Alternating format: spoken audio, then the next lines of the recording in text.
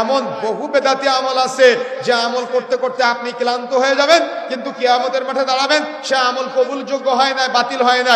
এরা এতটাই মূর্খ, এরা এতটাই অজ্ঞ, এরা এতটাই দিন ধর্ম সম্পর্কে জ্ঞানহীন, এরা নামাজের মধ্যে দোয়া করতে পারে না, এরা সালাতে দোয়া করার প্রয়োজনীয়তা মনে করে না, অথচ আজান ইকামতের মধ্যবর্তী সময়ে দোয়া করলে দোয়া কবুল হয়।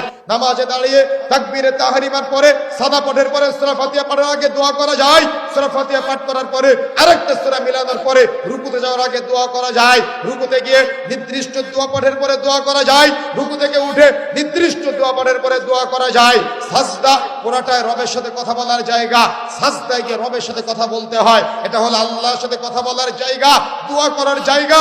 ওই থেকে বসে আত্তাহিয়াতু দুরূদ শরীফ দোয়া মাসুরা পড়ার পরে সালাম ফেরানোর আগে লম্বা সময় দোয়া করার জায়গা।